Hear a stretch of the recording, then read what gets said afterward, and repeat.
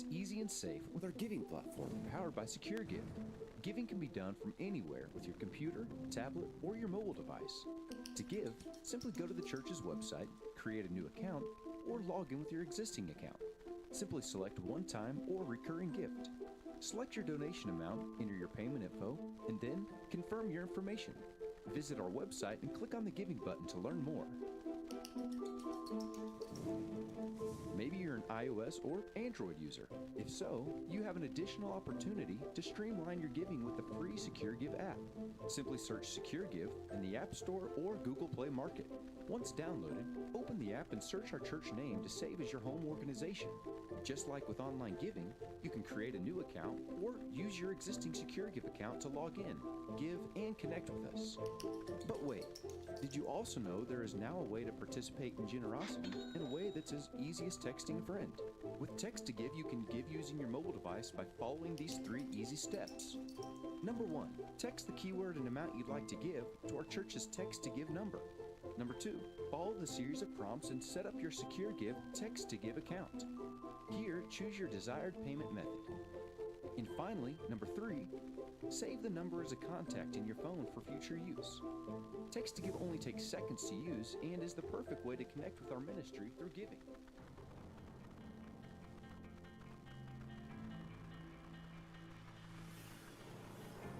What defines you? Is it the people around you? Where you work? What you've done? You are more than the sum of your experiences. You have a story, a history. And no matter what your past may hold, no matter where you've been, there's a place for you in a bigger story.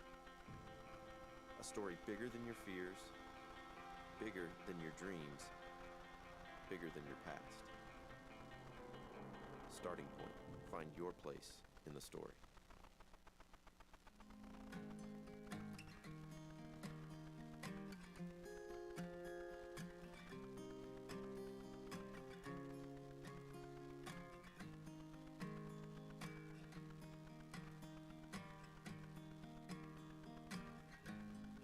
Oh dear clarity, please come. Show me what has just begun. All the hopes and fears I've ever known. Oh, and faith come back to me. Once convinced, once believed. Now a mystery I'll seek alone. If I've learned anything at all about this life, it's the things that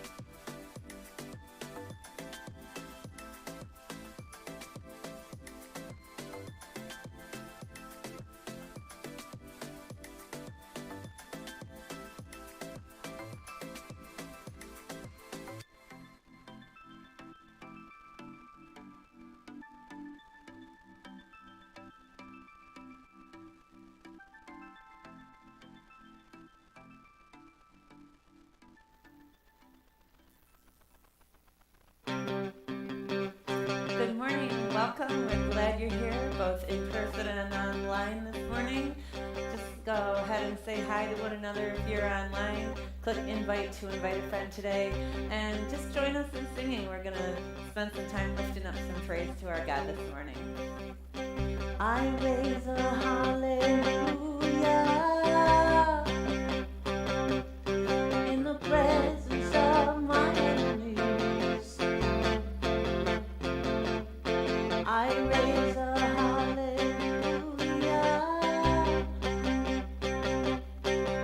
louder than the unbelief. I raise a hallelujah. My weapon is a melody. I raise a hallelujah. Heaven comes to fight for me. I'm gonna sing in the middle of the storm, louder and louder. Wanna hear my praises roar up from the ashes. Hope will arise. Death is defeated. The King is alive. I raise a hallelujah with everything inside me. I raise a hallelujah. I will watch the darkness flee. I raise a hallelujah in the middle of the mystery. I raise a hallelujah. Fear, you lost your hold on me. I'm gonna sing in the middle of the storm, louder and louder. Gonna hear my praises roar up from the ashes. Hope will arise. Death is defeated. The King is alive.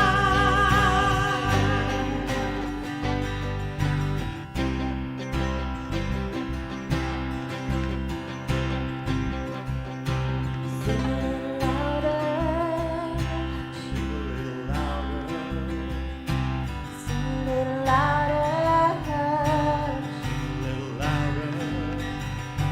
Sing a little louder. Sing a little louder. Sing a little louder. Sing a little louder. In the presence of my enemies.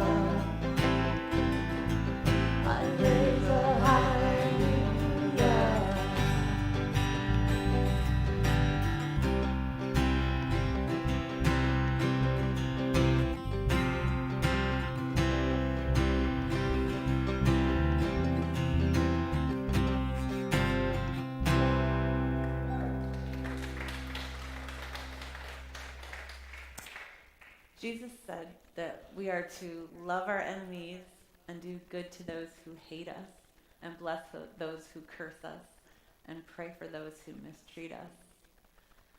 Phew, that's not an easy thing to do. Sometimes we want to hold on to bitterness and anger because somebody hurt us. But remember, with Jesus, we're no longer slaves to sin, and we're no longer slaves to fear. And our identity is in him, so we're no longer even slaves to our own feelings or our own emotions because they're so inconsistent. And I know sometimes forgiveness seems impossible, but with Jesus, all things are possible. I gotta get a cape on. That was supposed to be his job to nudge me to do that. That's okay, though. I forgive you.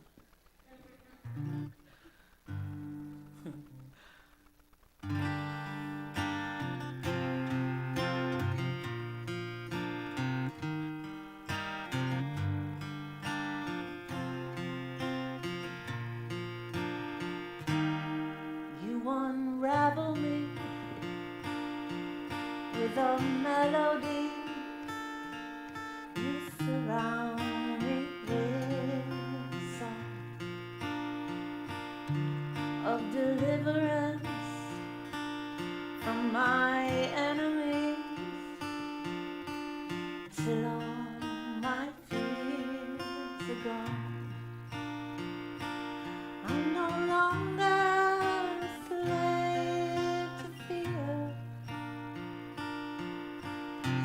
I am a child of God. I'm no longer a slave to fear. I am a child of God.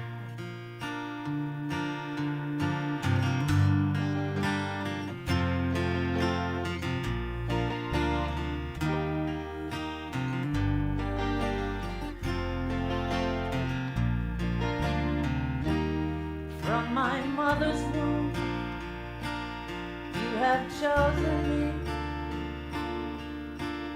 Love has called my name, and I've been born again into your family. Your blood flows through my veins. I'm no longer a slave to fear.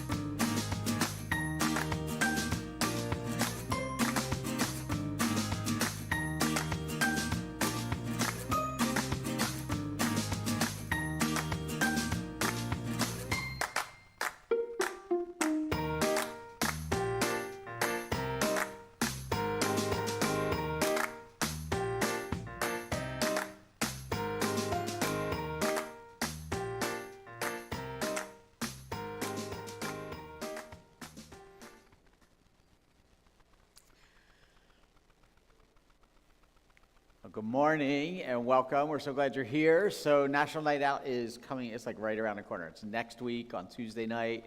So if you are a local business or organization, you want to come out and have a booth here with all that stuff going on, you can. It'll be great to have you out. We have a few things. We got a couple bounce houses coming, that kind of stuff. We got a local radio station will be here, not live, but they'll be here doing music and all that kind of stuff. So it's going to be just a fun night. So I hope you'll come out. Hope you'll invite a lot of people out.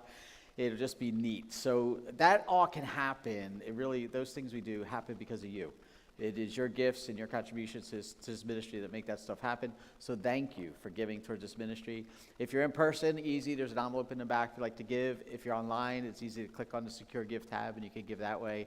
So thank you so much for giving. If you're new with us, we have a gift for you. It's a book by Andy Stanley called How Good is Good Enough.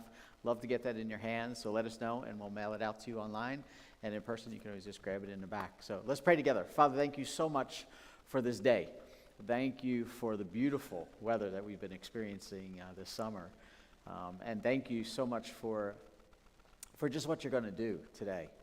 And Lord, we really want you to meet us here today, to impress on our heart and our minds what you need to do.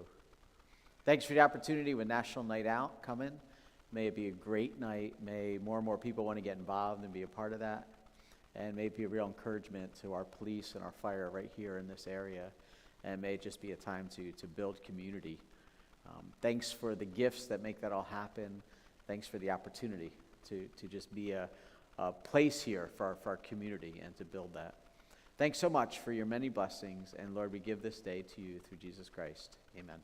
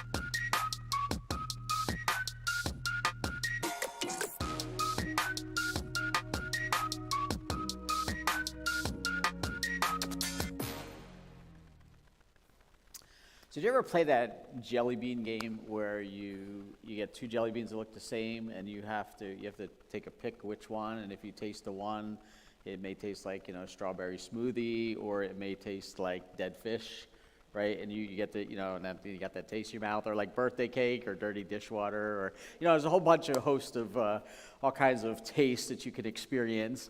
But if you guess wrong, you get a bad taste in your mouth. And, you don't have to play a game to get a bad taste in your mouth. I mean, you could eat something, maybe you're out at a restaurant or something like that, and all of a sudden, like, they put a piece of pepper or something in there, it just gets in there wrong, and, like, you just can't get rid of it. Like, you're drinking water, it just won't go away, or a lemon, or somehow there's just that bad taste in your mouth. When I was growing up as a kid, I grew up in Trenton, New Jersey, and we had this food, called pork roll. Now, not everybody knows what pork roll is, But in Jersey, it was like you have your basic food groups, like your dairy and your meats and your vegetables, and there's pork roll, And it comes out of Trenton, so it's not official pork roll unless it comes out of Trenton, New Jersey.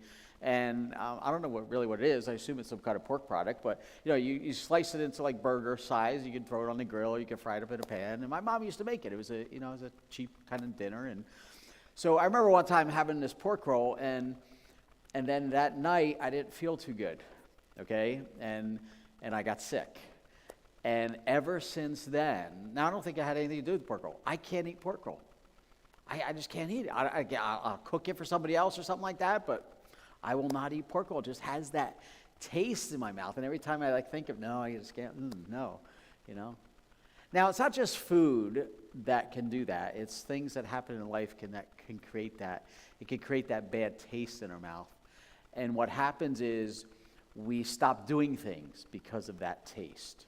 or we won't do things because of that, or we won't try it again, or we avoid that because we can't get rid of that, whatever that taste is, over whatever that was. Welcome back to our series called No Offense, and we've been talking about how easily we can get offended because somebody says something or doesn't do something or doesn't say something, and we get offended, right? And one of the things that we could be offended and we could blow it off, but sometimes, even though we think we blow it off, it's something that's deeper inside, and it eats away at us. This is why we blow up at times, because all of a sudden it's like, where did it come from? Like, there's something under there. There's something deeper. You ever notice more recently than ever, like, people are on edge? I mean, they're just on edge. Like, they're ready to explode. And it's like everywhere. It's like you can't get away from it. You see it in the media. Maybe you see it at work more. If you just rewind a clock like 3 years ago, you're like, there's a totally different environment. People are on edge. And, it could be in the family. It could be on the road, more road rage and stuff going on. And it happens when people get hurt, and for whatever the reason, and then it digs in. And what it does is it creates this bitter taste, this bitterness inside. And sometimes we don't realize that that's what it is, and it just sort of leaks out. Listen to this article from Psychology Today. It says this: all bitterness starts out as hurt, and your emotional pain may well relate to viewing whoever or whatever provoked this hurt as having malicious intent. Anger and resentment is what we are likely to experience whenever we conclude that another has seriously abused us. Left to fester, that righteous anger eventually becomes the corrosive ulcer that is bitterness. Now, I know this is a hard subject. It just is. And so, again, this is a series called No Offense, and I said you'll probably get offended somewhere in here, but that's not why I'm doing it. I'm doing it because I want you to experience the freedom that comes from when we let go of that.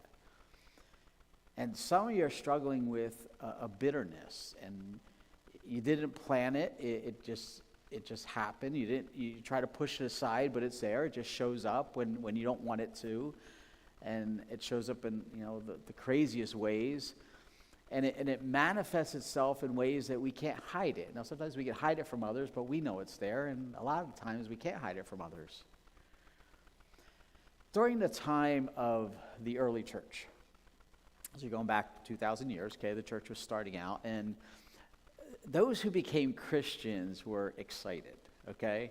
I mean, there was this thing that this guy rose from the dead, and that just blew them away.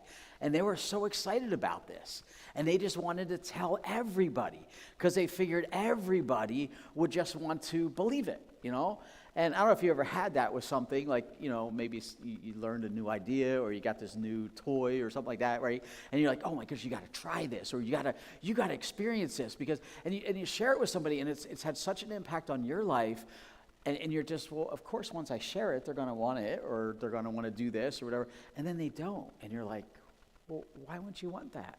Well, that's what the early church was experiencing. They figured, once we start telling people about this dead guy who came back to life, they're going to be like, oh, of course, I believe that too. And what was happening was, it didn't happen. And the early church, they really thought that they were going to change the world overnight, and instead what they were finding was opposition to this whole new belief in following this guy Jesus. And they were frustrated.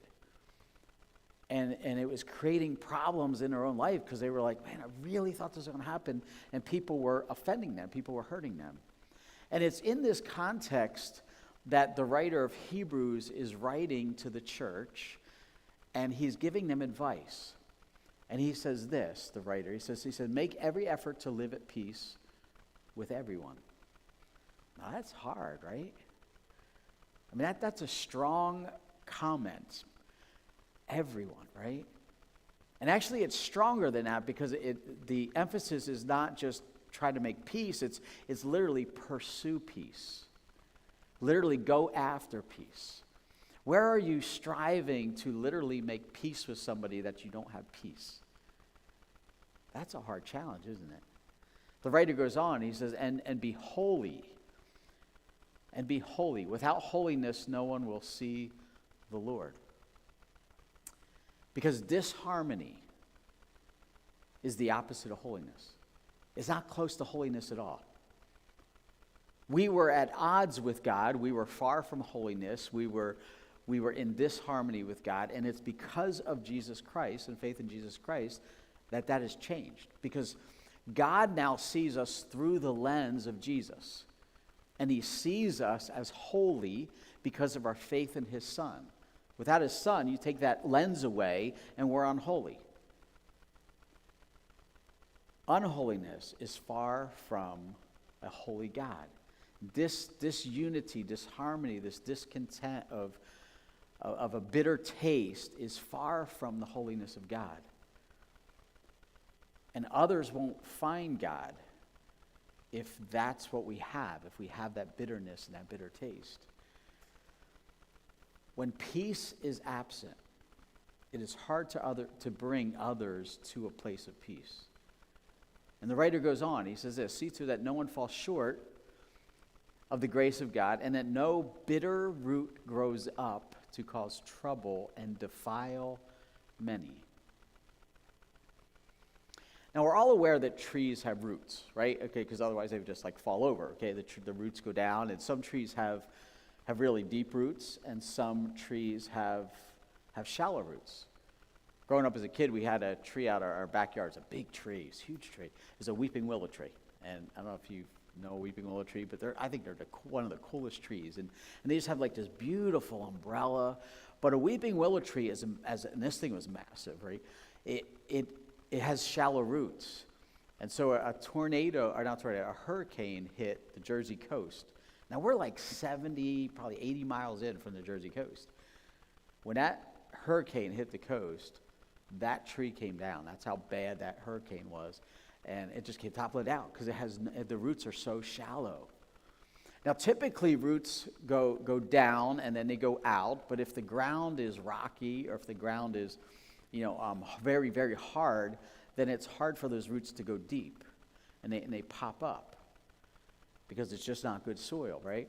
And our yard, when we moved in, the ground was pretty flat, but over the years, and we haven't been there that long, roots started popping up that were hidden. I mean, look at this picture. This is out of our yard, and that's so bad that like I can't ride the lawnmower over it anymore.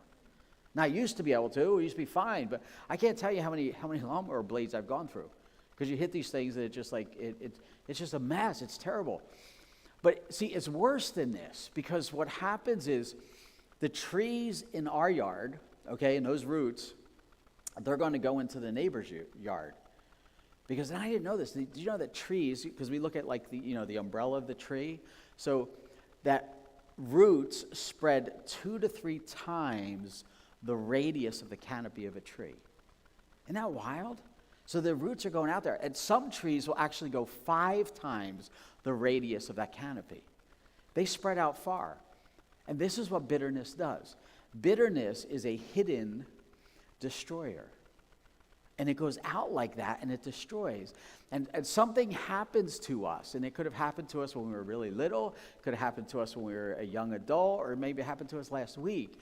And it happens in a relationship or in a marriage or a situation, and then we hold on to that, and we don't see the damage that it's doing below the surface, and we don't see how far it's getting out, because it hides itself at times. But under the surface, it's causing destruction. And then it pops out, and it breaks through the lawn, and all of a sudden, you're chewing up your lawnmower blades, and you're wondering, why did this happen? How did this happen all of a sudden? Well, it's been working its way all the way for a long time. And now it's just popping out. Because bitterness poisons others. Like roots that spread out and they, hit the surface, that poison just affects those around us. And it may be close to us. Maybe it's a spouse. Maybe it's a family member. Maybe it's people you work with.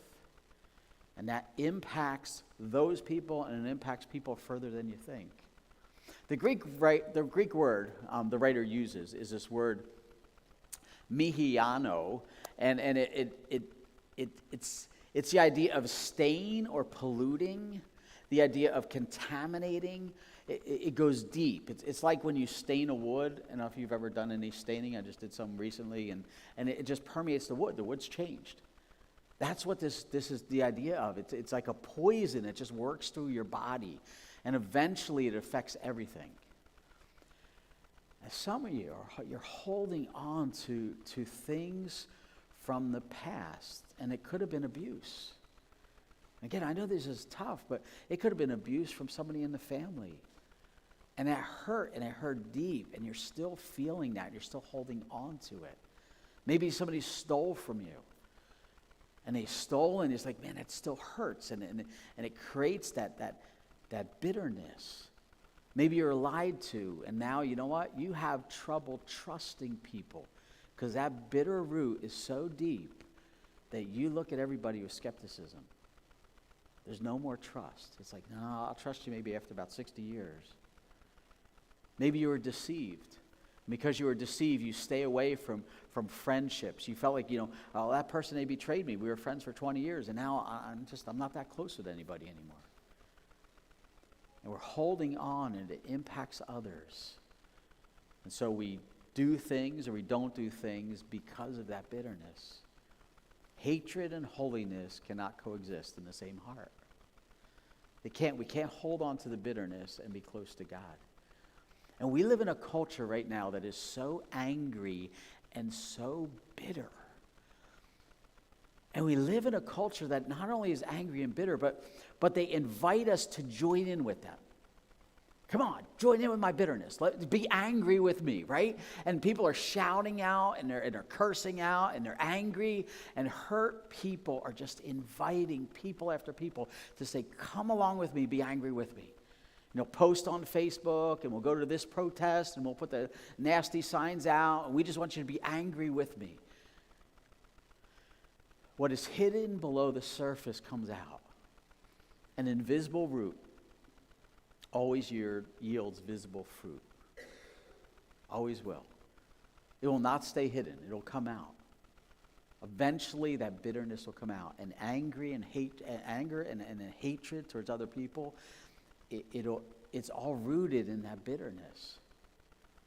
Remember Jesus said, no, you don't remember because we weren't there, but if you read in John, when John's talking about, life of Jesus, he says, Jesus told us that you will know my followers. You will know those who believe in me by the fruit that they yield. Now, he wasn't talking about spiritual, like the spiritual fruit in the sense of, gentleness and peacefulness and kindness and all that stuff, which are fruit of the Spirit. That's part of that. What Jesus was talking about is the followers of him will reproduce followers of themselves. And those followers themselves are going to emulate you as a follower of Jesus Christ. So what are they emulating? If they're modeling you, people will know that, oh yeah, they're definitely follow Jesus. But with bitterness, that's not following Jesus. And one bitter person can destroy a family, can destroy a friendship, can destroy a marriage, can destroy a business, can destroy an organization, can destroy a church. So how do you kill the root of bitterness? How do we destroy it? Now, the Apostle Paul was one to give a lot of advice to us, and he wrote a good portion of the New Testament. One of the letters he wrote to one of the churches he started was to the church in Ephesus, and it's one of my favorite books, the book of Ephesians. And in there he gives us some great advice. He says, have nothing to do with the fruitless deeds of darkness, but rather expose them. Not only should we not participate, right, but we're called to expose them, to call a spade a spade. Say, this is what it is. And the reason we struggle with anger and we get upset and or we can get withdrawn, because withdrawn is another aspect of hiding anger, right? However the roots affect you, right, is by we call them out. We have to call them what it is. Expose the objects. Expose the objects of your bitterness. Call it out. Bring it to light, is what Paul is saying. And some of you're struggling because you're angry at a coworker for whatever reason. Maybe, they got the promotion, they get more recognition than you do, and you're like, man, call it out. Call it what it is. That's why this is what is bothering me. I'm jealous. Some of us are you're angry at like your ex's spouse's new boyfriend or girlfriend or spouse. And you're angry and you're bitter, and and it shows, and the kids see it, and it all goes back to this root of bitterness. Sometimes it's towards a sibling, because our sibling, well, they were the favored one, and so we're really mad at mom and dad, but we take it out on that sibling. Sometimes we take it out on God. And the one we're really upset with is because somehow, some way, we think that God didn't do what he should have done, or he did do what we didn't think he'd do, or what we asked him to do, and the person we're upset with is God, and we need to bring that to light. That's what he's saying. Bring it out. With whom or what are you bitter? What is causing that? And Paul says, if you want to fix this, you got to bring it to light. If you got a short fuse, if and you know it, and it's leaking out, right? Because anger is easy, right? And maybe you're crying too easily, and there's something that's going on. It's something deeper, because it's not always anger. Because people who don't express anger, often we can stuff it. It's anger in a different way. We stuff it down, but it still could become bitter. Are you easily offended? Are you at a point where, like, you know what, I just don't care. I just don't, no passion, no drive, because that bitterness has caused a stunted growth. It's about 3 years ago that there's a lot going on in our lives, and there's the one thing after another, after another, after another, after another, and I was getting to a point where I was like, man, I felt like I was short. I felt like I was moody. I felt like I could cry at a dime, and I was like, man, something's going on, and what do? We call our counselor friend on speed dial and say, hey, something's going on, and talk through it is realizing, man, I was burning out. And it was like, it's just a whole bunch of stuff. There's like, you got to take a break. You got to pull away from it, right? Paul's saying you got to expose what it is in order to deal with it, because if you don't, you're never going to fix it.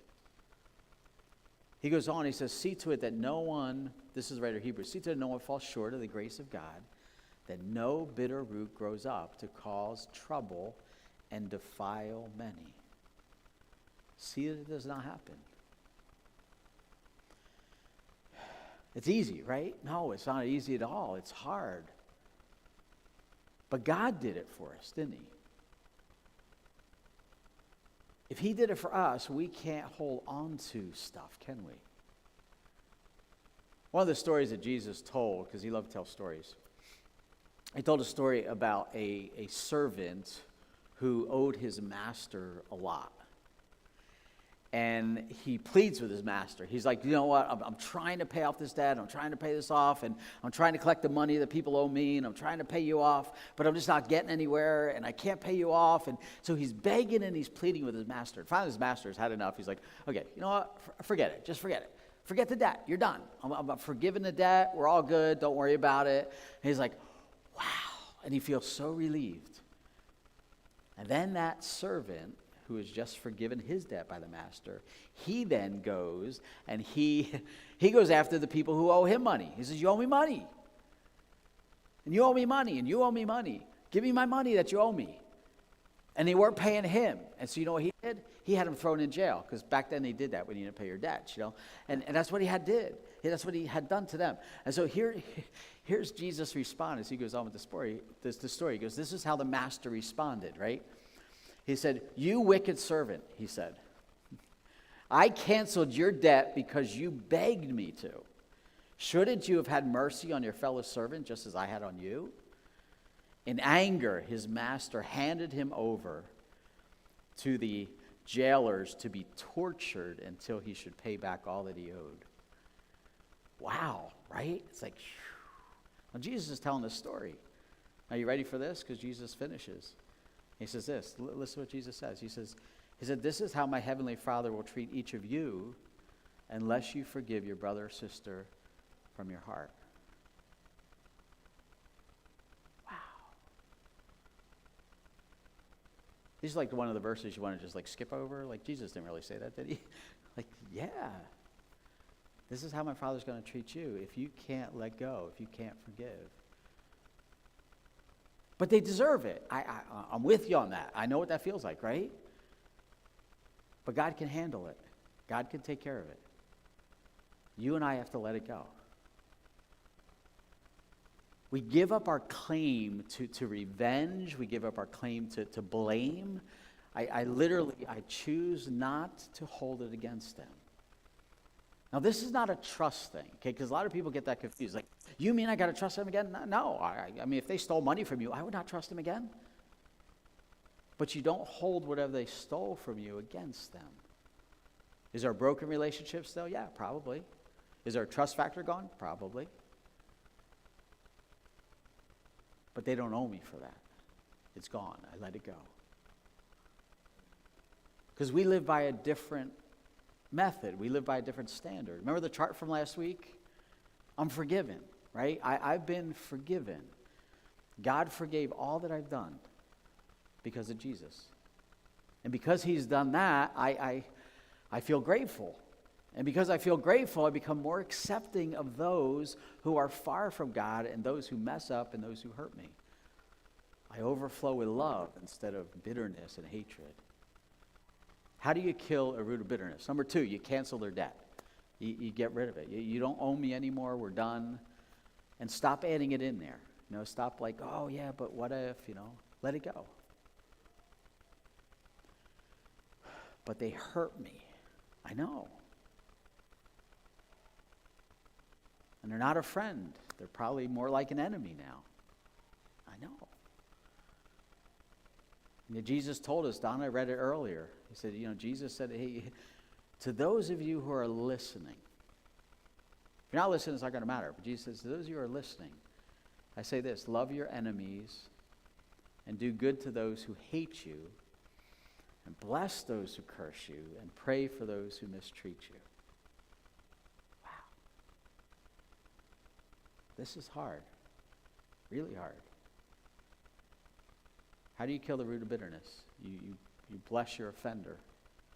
You literally bless your offender. You do good to them even though they don't to you.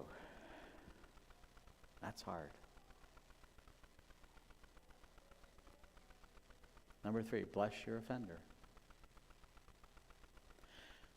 One of the biggest struggles when it comes to the whole sin thing is not falling into sin, because that's easy. That's why we always got to be on the watch, right? But it's the comparing thing. That my stuff is not as bad as their stuff. And that's where the bitterness comes in. Because we know we fall short, okay, but it's not as short as they are, right? And that's what causes that bitterness, because we see that gap. We compare ourselves. So Paul says, get rid of all bitterness. Get rid of all bitterness, get rid of all rage, get rid of all anger. What's going on?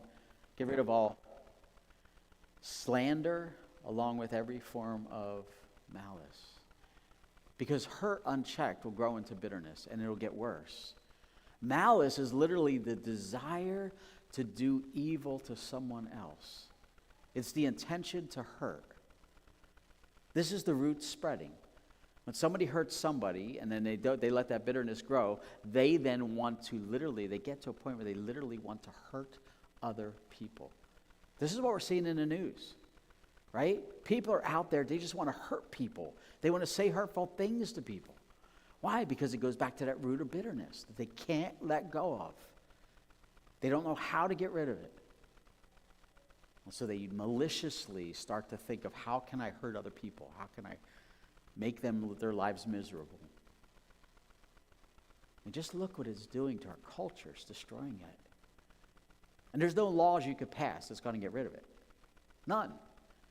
That root of bitterness grows out of hatred, out of anger, out of hurt, that we allow to fester and fester and fester. But see, you and I have a choice. We don't have to.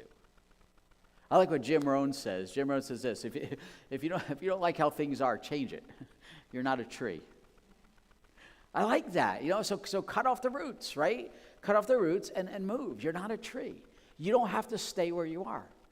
We're able to cut free and move. Let go of all those ties. Was that long ago, we went out to a Chinese restaurant with some friends, and it was a new place, never been there before, and they had like an extensive menu.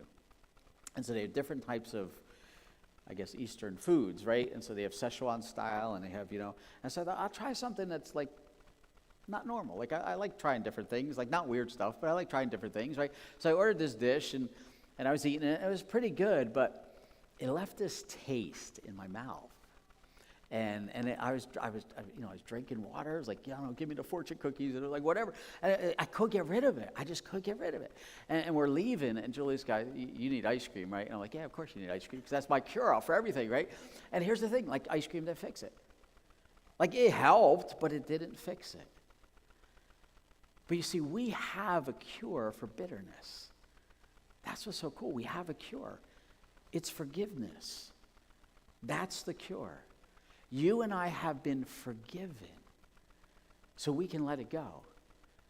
And we can let it go for others as well. Paul goes on to the church in Ephesus, and he says this, so be kind and compassionate to one another, forgiving each other, just as Christ God forgave you. And just maybe, we could show the world how to be a better place, how to live in a better place. And maybe it's time that we impacted the world instead of letting the world's struggles and the world's pain and the world's suffering and the world's violence affect us. Because if we do, then maybe others will find that peace of God as well and get rid of their bitterness and no longer be offended. Father, thank you so much for Jesus Christ, who gives us the ability to forgive and to let go. So Lord, every single one of us, whether we're listening online or watching, whether we're here in the room, all of us have stuff that we can easily hold on to. And some of us maybe have been holding on to it for way too long. And Lord, maybe we don't even see it. I mean, we feel on edge a little bit. Maybe we feel like we don't want to connect as much as we used to, but we don't see it. But people around us are watching, and they're watching those roots, and they're popping through the ground, and they see it. But Lord, what's most important is what you see. So Lord, should there be any bitter root in us, may today be the day that we just let go of it already. Give us the ability to forgive. Maybe not because we feel like it or we want to, but forgive based on faith. That Lord, if we choose to forgive, that you will give us the grace to carry that forgiveness out. That you will continue to give us the grace when we face that person or we come in contact with that situation again, that it doesn't offend us because we have no longer held to that root of bitterness. So Lord, help us to find that freedom today. And we thank you so much for Jesus Christ that gives us that ability. And we pray in his precious name. Amen. Hey, have a great week, and we'll catch you next week as we wrap up this series.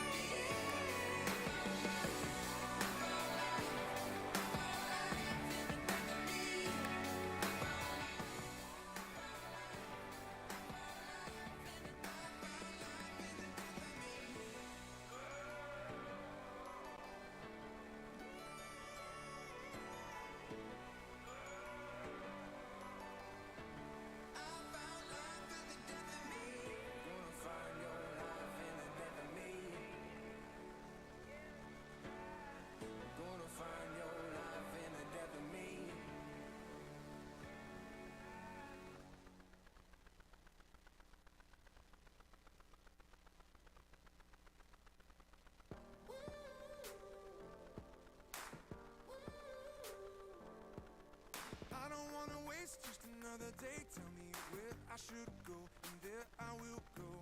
I don't wanna miss, cause I'm too afraid of what I don't know. Oh, I don't, even in the desert. I'm scared and I'm tired and I'm feeling alone. Cause I don't wanna wait just another day. Tell me where I should go, and there I will. I'm wide awake. I hear you calling my name. After all the things I've been through, every scar and every bruise, you remind me every time. You're still alive, you're still alive. In me, in the beat of my heart, in the light and all of the dark. All my hope will never die, cause you're still alive, you're still alive. You're still alive. You're still alive. You're still alive. You're still alive. In me, I just wanna face what I tend to fear, what I can't control. Give you control. I don't really know what you're doing here, but I give you control. I give you control. I'm wide awake. I hear you calling my name. After all the things I've been through, every scar and every bruise, you remind me every time. You're still alive, you're still alive. In me, in the beat of my heart, in the light and all of the dark. All my hope will never die, cause you're still alive, you're still alive.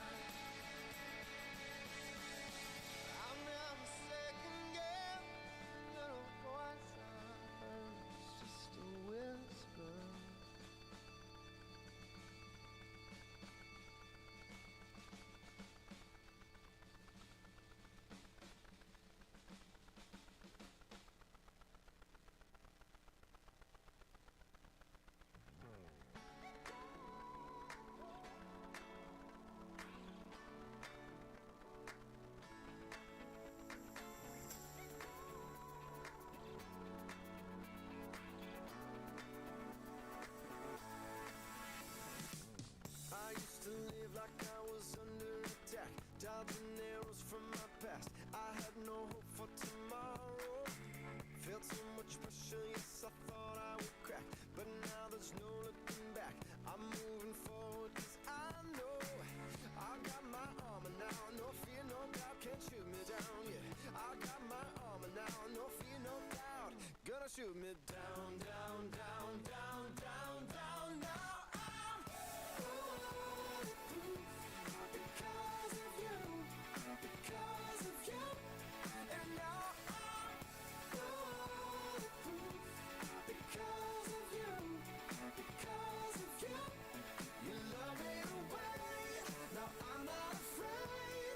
No matter what the world may say or what they do, I am bulletproof because of you, because of you, you. I know you got this whole thing under control.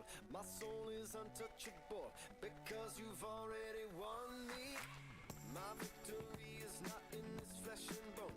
It's in the cross and I know nobody's taking it from me. I got my armor now, no fear, no doubt, can't shoot me down, yeah. I got my armor now, no fear, no doubt, gonna shoot me down, down, down, down, down.